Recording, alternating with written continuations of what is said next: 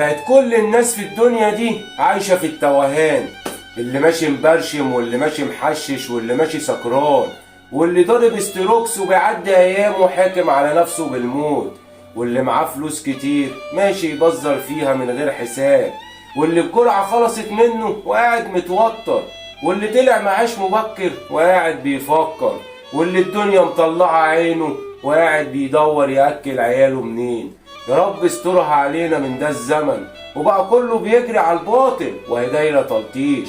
نص الشباب قاعد عاطل مش لاقي لقمة عيش، ودي حاجة أكيد تزعل اللي شابه، أصل سرقوا منه شباكه وكمان سرقوا بابه.